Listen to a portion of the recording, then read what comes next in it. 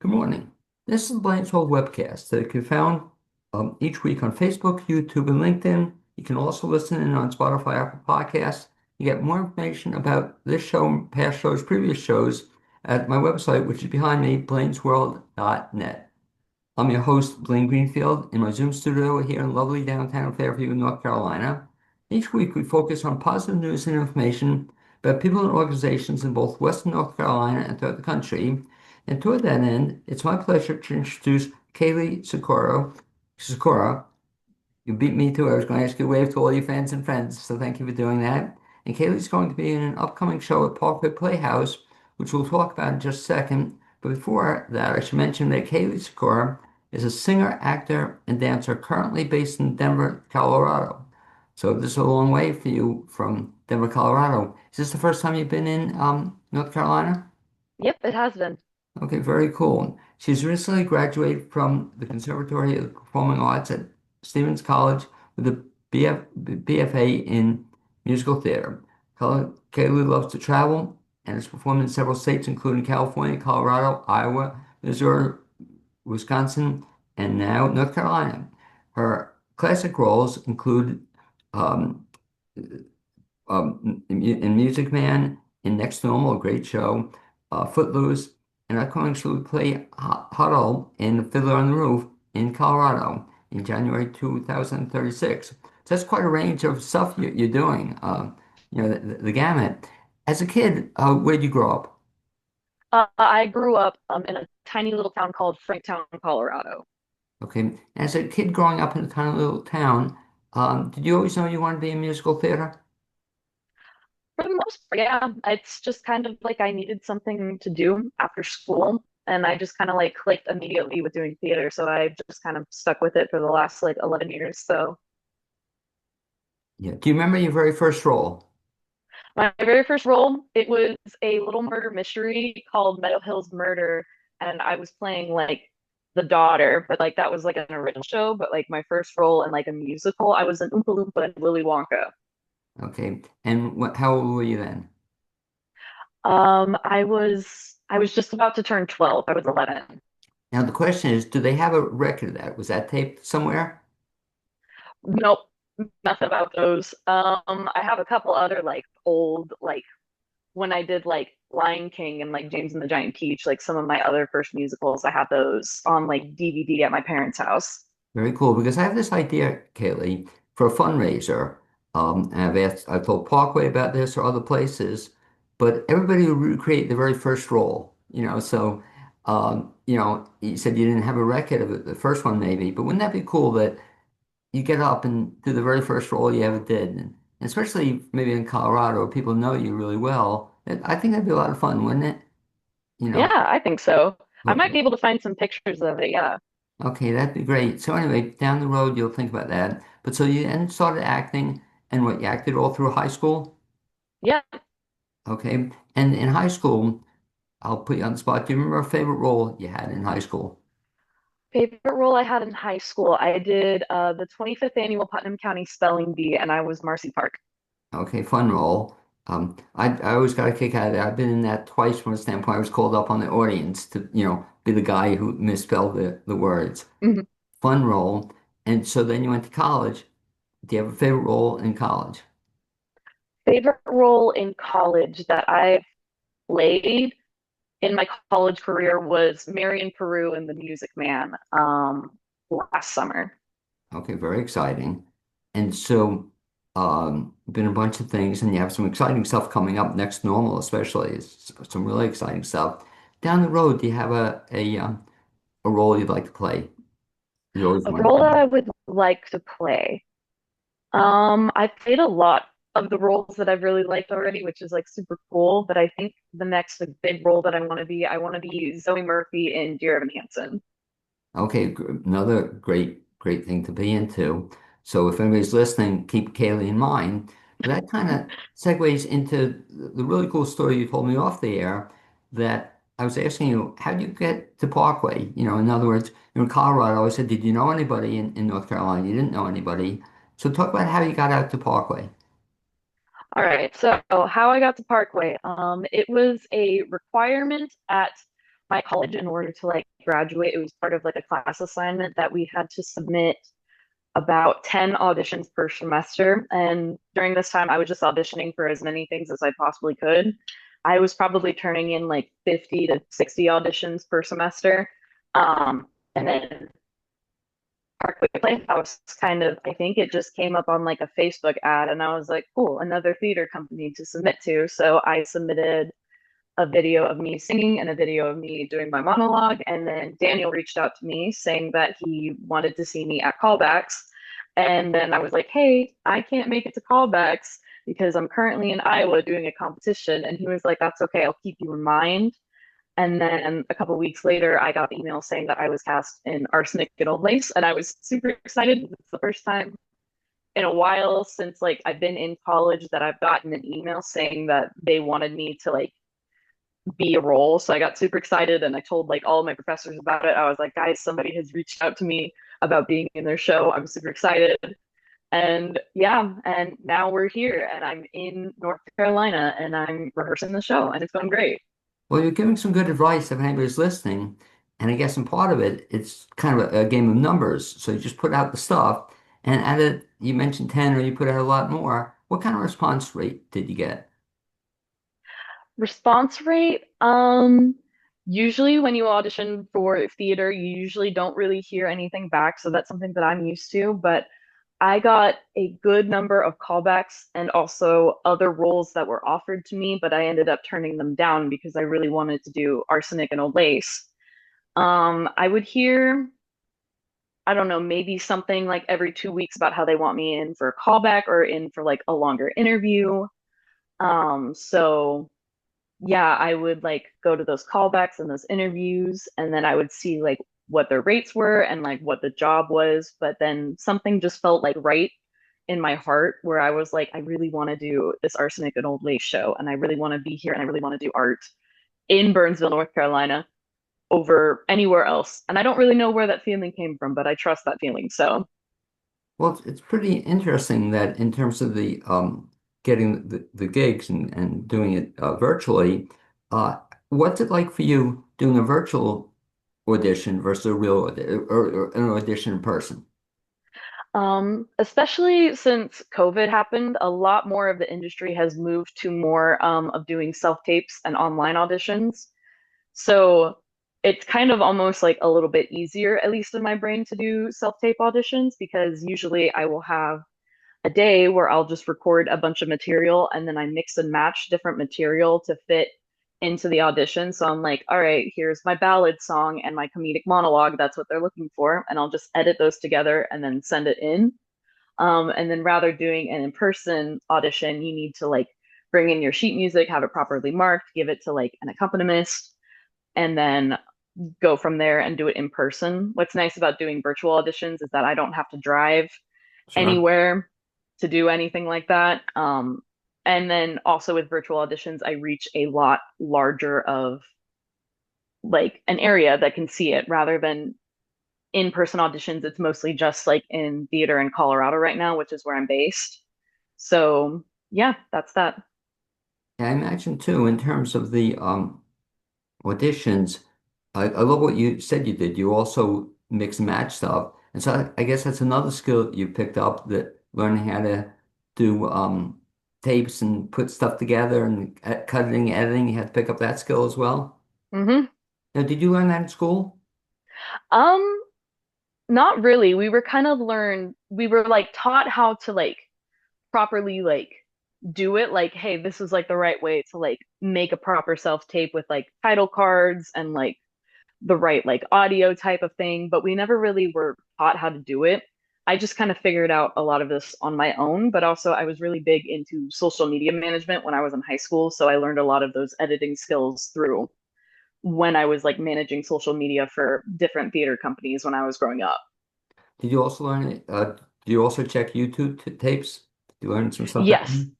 Yeah, most of my stuff is on YouTube. If you just look up Kaley Sikora on YouTube, there's a bunch of clips of me singing, some from like shows, some from just like solos and like performances and cabarets. But I have a lot of things on my YouTube if anybody wants to hear me sing, because I'm not singing in this show, and usually I am singing. So So on this show, or for the edition, so talk about the two clips you put together. One was a singing clip. What was that? What was Yes. that? I sang a song that was introduced to me by my lovely Tony-nominated professor, Craig Carnelia. Wow. I learned directly underneath him my first year at Stevens College. And he was like, I really want you to sing this song, and it's called This Moment by John Bucchino. And it's more of like, kind of like a poetic song about like living just like in the moment, but like outwardly like saying all of like the things that like you're feeling. It's a really beautiful song. You can look it up on Spotify and on YouTube, This Moment by Josh Bikino. And then the But let clip me that I just ask did, you, so that song, is that from a show also?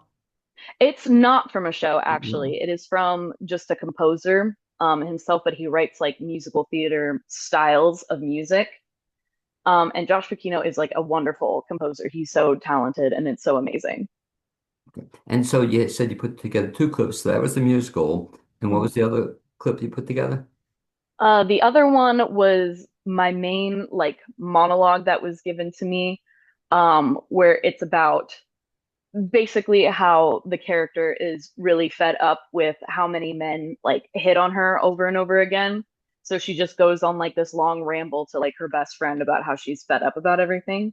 And that's been my go-to monologue since my senior showcase when I was at the conservatory at Stevens College. So I've been using that one ever since because it fits me a lot better. It also fits in my age range a little bit better than the one I was using previously. So, and then Daniel himself told me, the director of Arsenic and Old Lace, he was like, I just really like that monologue. And it was so good and it was so powerful. And I just really wanted to work with you in any aspect. So, like, that's a big reason of why I cast you in the show. And I was like, cool, that's amazing. Thank you. And by the way, we should give a shout out. You mentioned Daniel. Daniel, of course, being Daniel Moore, who's Hmm. directing this particular show. And the only thing I feel bad about is that Daniel's a fine director, but I love seeing him as a performer. You've never had the chance, but he's such a fantastic performer. And so I sometimes kid that, I get disappointed when an actor's a director. Um, but I don't know if you know this. Do you know why a lot of actors become directors? I don't know why. I've directed a couple times too, but it's Uh, just fun. Well, the reality also is you don't have to memorize the lines, So if you're directing, and it's funny because a lot of folks, not necessarily for that reason, but as they get older, they switch into directing because they don't, it becomes harder for some people to memorize lines. But I assume at this point in time, that's not difficult for you, memorizing lines. No, it comes very easy to me. So Okay. Well, anyway, so with respect to this show, then, so what's your role in Austin Nicole Lace? I'm playing Elaine Harper, which is Mortimer Brewster's fiance. Okay. And so I always wonder when you're going to be in a kind of an iconic role or iconic film, have you ever seen the film? Yes, I have. Okay. Good or bad idea, Kaylee, in your opinion, to see a film before you're in the show or after the show or during the show? What's your thinking on that? I have done it multiple ways before. When, like, for example, when I did Footloose my very first year of community college, I've never seen the Footloose movie, and this was at this time, this was the second time I was going to act in Footloose. So it was about like right before we opened, I was like, you know what? What if I just watched the original film? And I was like, oh, this is really good, but I thought it was helpful for me because I got to make my own like interpretations of the character, and especially since I was already familiar with the stage adaptation, I didn't really need like the film, but it's still good to like watch based on like what it's based off of because especially as I've gotten older, it's usually now if I'm in like iconic like musicals that or iconic movies or iconic musicals that like have a film adaptation based on them. I've been watching them. Like when I did Music Man, I watched the movie. Fiddler on the Roof, as soon as I was cast in that, I watched the movie. Arsenic and Old Lace, when I had time, I watched the movie. So I think it's helpful just to see the original source material, but your goal as an actor is not to copy the original source material. It's to kind of find a way to make it your own. So, So I'm thinking about this film, many years ago. Who played your role in the film? Do you remember? ooh, I do not remember. I know Okay. that I really liked her performance, but I cannot remember who it was. Okay, well, it's not necessary, but it's kind of interesting. So you have a sense of the film. For the folks who are not familiar with Arsenical Lakes, and it's kind of interesting that Parkway's bringing it back because it's an old show. You know, it's like, what was it, in the 1930s or 40s it came out, I think originally, Hmm. something like that. Yeah, 1941. Really? Okay, so it's hard to think about it, but 41, not so many years ago, it's 50, 75, 80 years ago. If I can put you on the spot, give folks the Reader's Digest version of what the story is about. Okay, so That's a tough question. mostly, Yeah. yeah, it's such a long show and it's like so complicated, but the easiest way to put it is that there is this family called the Brewsters, and they all are just a little bit peculiar and they have something interesting going on within them. So we have the aunts who just kind of murder people for fun. We have Teddy Brewster, who thinks that he's Theodore Roosevelt. Then we have Jonathan Brewster, who is also a murderer, and he hides underneath plastic surgery done by Dr. Einstein, but not Dr. Albert Einstein, Dr. Herman Einstein. And then we have Mortimer Brewster, who is a playwriting critic who just wants to get married to his fiancee, Elaine Harper. But then he discovers one of the dead bodies from one of the men that his aunts murdered, and then he's trying to figure out what to do and how to hide the bodies, how to make sure that everybody's innocent. And the whole time, Elaine Harper just has no idea what's going on, and she'll just enter the stage and be like, "What is going on? I have no idea." And so he's trying to hide all of this from her as well. So throughout the course of like about like the 2 hour show, it's just them trying to figure out how to get around with this murder, how to get Jonathan out of the house because everybody's not a big fan of Jonathan. So they're just all dealing with the murders and shenanigans happen while it's going on. So that's probably the easiest way to put it as like a little introduction. Eh, Because what's nice about Arsenic and Old Lace is that everything is written so well. I genuinely think this is one of like the best written plays out there because the way that everything wraps up, it's just so perfect. Now, before you decided to audition for it, had you been familiar with it, the show? No, was not familiar with it at all. So then after you now before you decided to audition for it, then did you read it or you just waited for the script or how do you prepare for it? It was as soon as I knew that I was cast, I ordered a used copy of the script so I could at least read through the script. So I did a read through of the script and then I watched the movie. I watched a live production of it on like YouTube that I found like a recording of just to get like a little bit of a sense about like what I was doing and what I needed to do. And so that's just kind of like the research like process that I did. And then when I'm in the show process, the show took place in the 40s, and I am a person who was born in 2003. I don't remember or know anything about the 40s, so it was doing a lot of research about like 40 terms that I was like saying at the same time. So That's pretty ambitious in terms of preparing. So do you do that for all stuff, even just auditioning? Do you go through that process for everything you are interested in?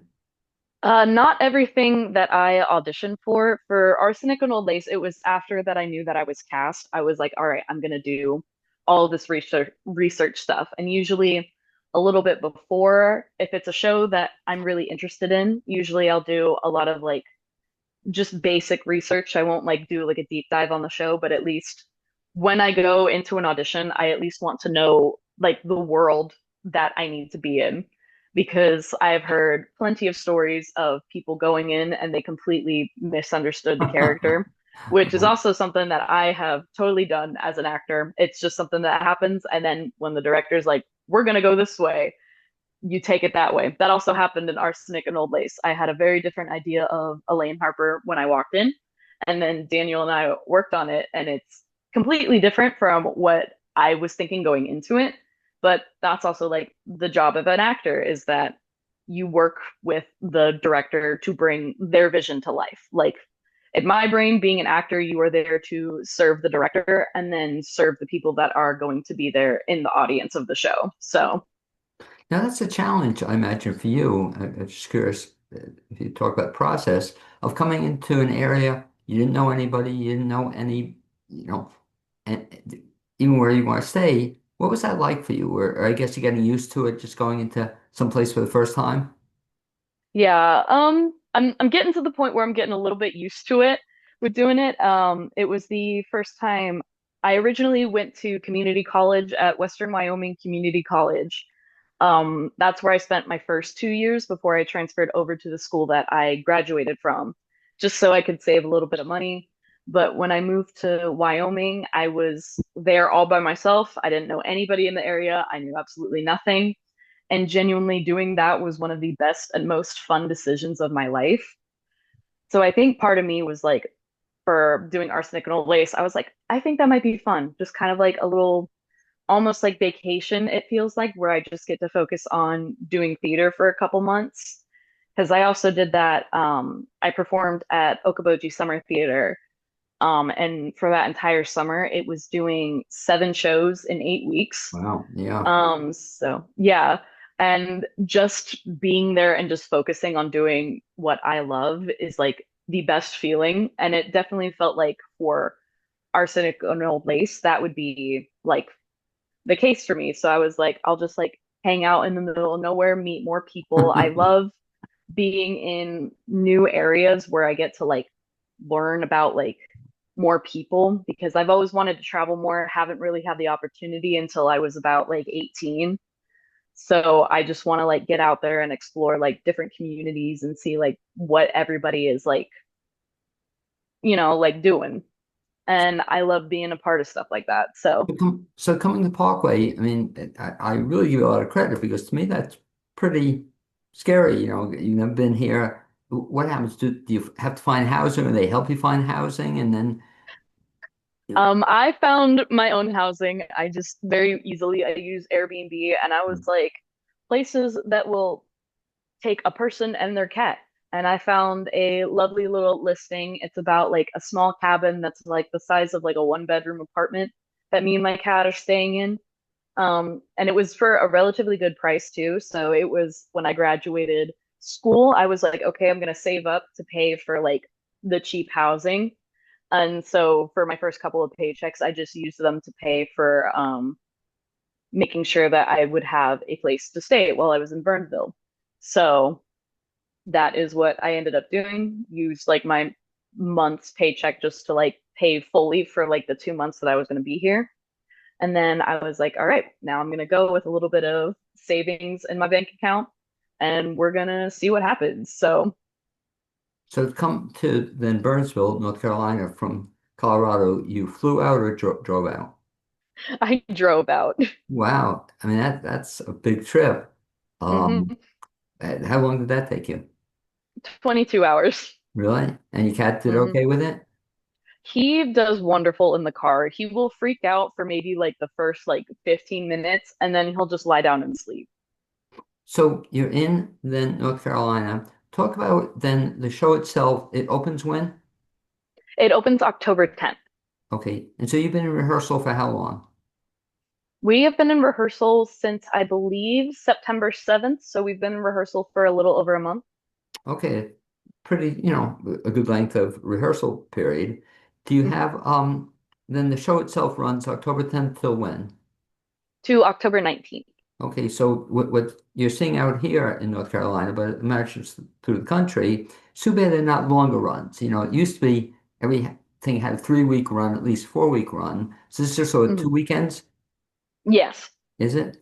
And for the benefit of folks who want to see it, which I hope there'll be a bunch, it's what, a Friday, Saturday, Sunday, Friday, Saturday, Sunday? Is that or any Yeah, Thursday? Friday, Saturday, Sunday, Friday, Saturday, Sunday. Okay, so just 6 shows. I mean, that's why I love sporting live theater because people don't realize how much time and effort go into it. So you're rehearsing for a month in advance. How long are your rehearsal periods? Rehearsal periods, it's about not everybody's like called every day, but I Sure. think it's like from like Monday to Thursday, and then we have like anywhere from like 7 to like 10 p.m. rehearsals. So I think that's been the schedule. I haven't been called like super, super frequently, but like definitely like enough to like get my work in and do everything that I need to do. Um, but yeah, So if you have it in front of you, or I'll ask you, could you just talk about some of the other people in the show? Because we mentioned Daniel as the director. Do you have some of the cast in front of you? And I yeah. know probably most of them. You may not, but talk about some of the other leading folks in the show. So I love this cast so much. It's been like such a treat to be with a cast that I feel like just like a strong connection with, because sometimes it's hard to like jump into like a new theater company, and sometimes like Sure. people are a little bit more hesitant to like have that connection. But absolutely everything has been going like so smoothly. Like Aaron, And who is playing Mortimer Brewster. Yes, what were you gonna say? no, and you're the only one from Colorado, I assume. Yes. Okay, and most of the local people. So I'm sorry, cut you off. You were going to mention the rest of the cast? Yeah, Aaron is playing Mortimer Brewster, so he's the one playing my fiance. He is absolutely incredible. Mortimer is such a beast of a character, and he's handling him so well. And his Because last he name just is, do you have it? um Yabara, I think. I'm not Oh, sure if I'm oh, pronouncing that right. well, that's one of my favorites. Yeah, he's quite a character. Aaron's great. So you'll love working with him. So he's your alter ego, and he you paired off against him. Yeah, he's the one playing my fiance. We're Oh, gonna get married together eventually at the end of the show, but great. Okay, good choice of a guy to marry. So you got working with Aaron, one of my favorites. Who else? we have Taylor Shelton, who's playing Teddy Brewster.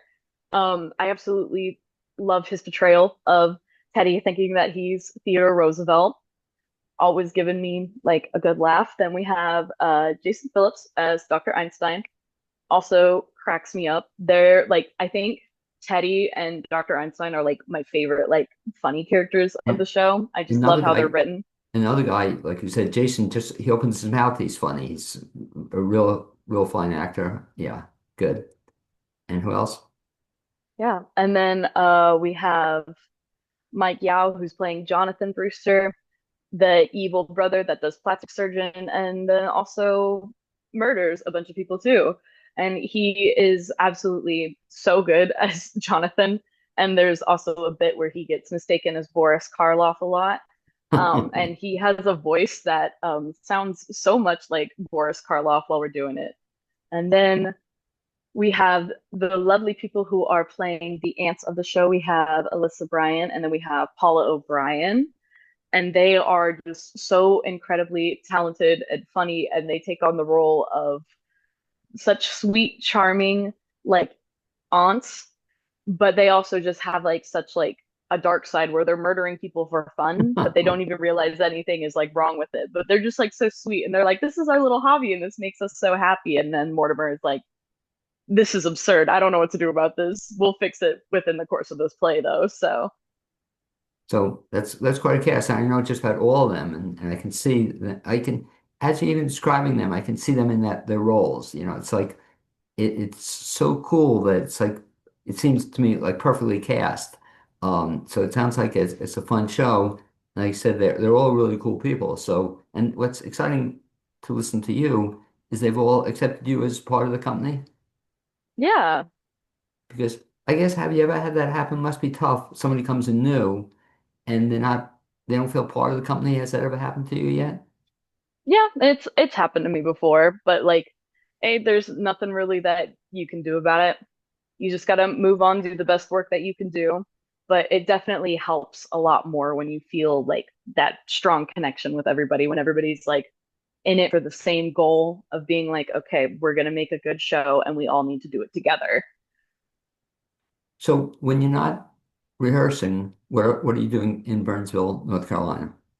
I picked up a little part-time job, so I'm just Oh, working part-time at Subway in Spruce Pine. It's about 3 minutes away from my house, so I'll work for a couple hours. I'll come home. I'll hang out with my cat. I like doing that a lot. I take him on walks outside in like the yard that I have. Um, and then I swear I do other things too. well, no, it Um, sounds like you're busy. I mean, so right now So now you have the you're off book and you know the script. Very cool. Yeah. So after the 2 weeks are up in Burnsville, North Carolina, Parkway Playhouse, um, what else is on your agenda for the rest of the time being? It's so I am driving back to Colorado starting on the Monday after we close is when I'm starting, and then I'm supposed to get to Colorado on that Wednesday, the 22nd, and then I immediately start rehearsals that night for Fiddler on the Roof. So, How long a run is that going to be? that one is going to be, I believe it's either 2 or 3 weeks in January. And that's going to be where? It is going through the Dairy Arts Center in Boulder, Colorado. Okay. So is that near where you live? It's about an hour and a half away from me, but it's pretty local, like Colorado-ish theater, so I don't really mind doing the commute for that. So, And so at least nice thing about that, people know you, at least get to see you, or some people, it'll be nice to at least see some familiar faces. The one in North Carolina, is anybody coming out to see you? my grandma is Grandma Sue. Shout out to you. I'll send this to you. And then I believe that one of my dad's cousins, Dennis, is thinking about coming. And then also my Aunt Cindy. She wanted to come see the show, but she's not going to be able to, but she's planning on coming to maybe like Charlotte and then we can like meet up at some point. So, Okay, very nice. And also you get a chance to see me there. I'll probably see you one of the nights. So look for yeah. somebody, you'll know somebody else in the audience.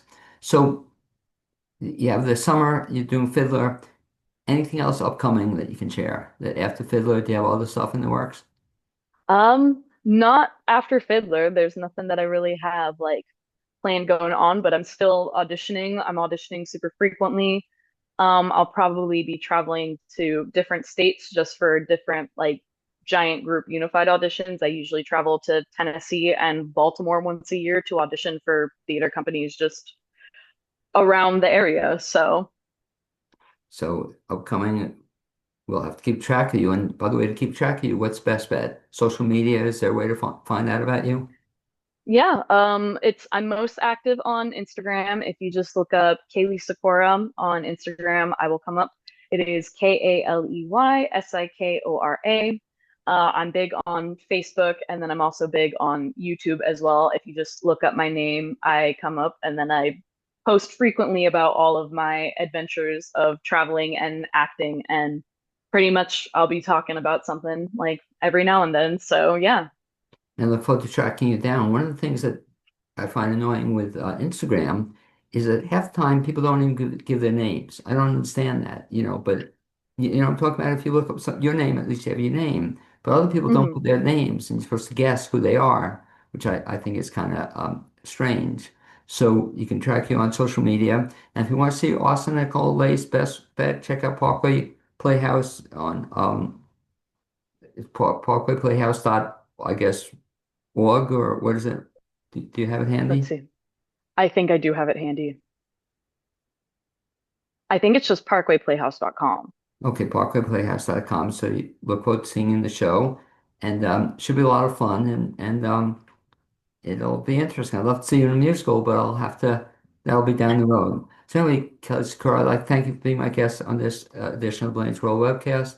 I'd also like to thank my producer, Cappy Tassetti. Like I said, I hope to see you actually in person sometime in the next couple of weeks. Kaylee, that'd be great. Yeah. Okay, thanks a lot. Thank you.